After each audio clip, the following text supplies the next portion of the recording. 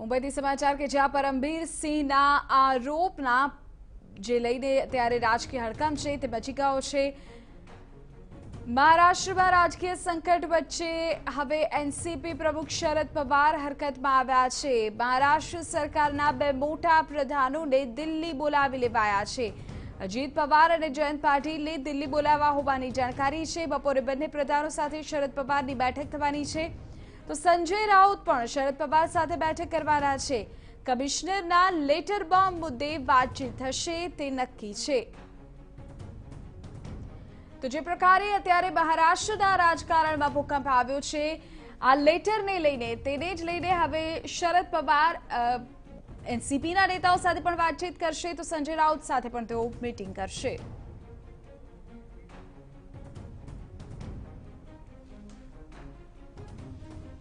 तो जानकारी हमारे संवाददाता समीर आप रहा है। समीर, अभी क्या जानकारी मिल रही है, कब तक दिल्ली पहुंचेंगे एनसीपी के नेता, शिवसेना के नेता?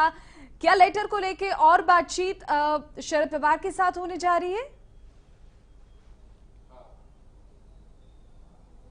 बिल्कुल विधि, फिलहाल हम जो देख रहे हैं शरद पवार दिल्ली में बैठे हुए हैं और महाराष्ट्र की राजनीति में घमासान मचा हुआ है। जिस तरीके से कल गृह राज्य मंत्री के ऊपर खुद परमवीर सिंह यानी जो खत लिखा हुआ है उसमें उन्होंने कई सारी चीज़ों का खुलासा किया हुआ है, जिसमें उन्होंने 100 करोड़ के आसपास वसूली करने के लिए खुद गृह मंत्री ने ही कहा हुआ था वाजे को, इस तरीके के उन्होंने खुलासा किया हुआ है। इसी सीधा निशाना अब सरकार पर है। इसीलिए दिल्ली में शरद पवार ने बैठक बुलाई हुई है, जिसमें उप मुख्यमंत्री जो है अजीत पवार और राष्ट्रवादी कांग्रेस के जो अध्यक्ष हैं जयंत पाटिल और मंत्री भी हैं वो खुद जाने वाले हैं और वहां पे उनकी बैठक होगी।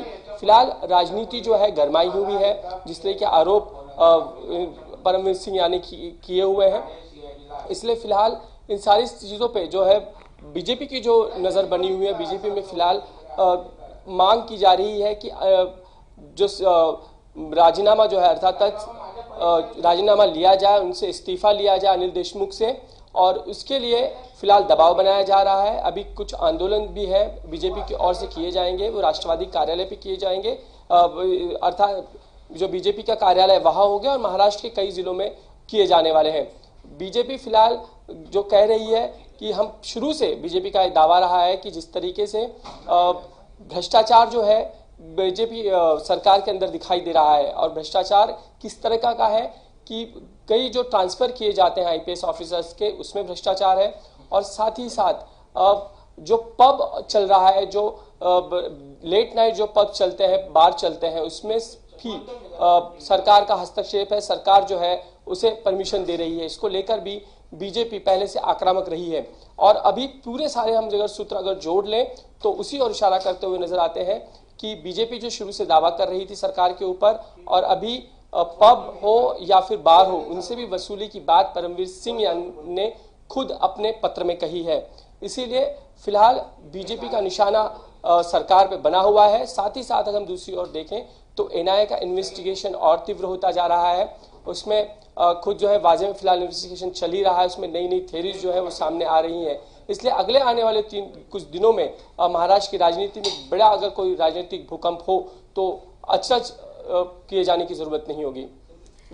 ठीक है समीर, आगे भी आपसे जानकारी लेंगे। हमारा संवाददाता समीर અત્યારે ત્યાંથી જાણકારી આપી રહ્યા હતા કે એક તરફ મહાઆઘાડીની આ સરકારના હવે એનસીપી શિવસેનાના જે નેતાઓ છે તેમને શરદ પવારે મળવા માટે બોલાવ્યા છે, તો બીજી તરફ ભારતીય જનતા પાર્ટી દ્વારા પણ ઉગ્ર વિરોધ આ બાબતે કરવામાં આવી રહ્યો છે। તેઓ સીધા અનિલ દેશમુખના રાજીનામાની માંગણી અત્યારે મહારાષ્ટ્રમાં કરી રહ્યા છે।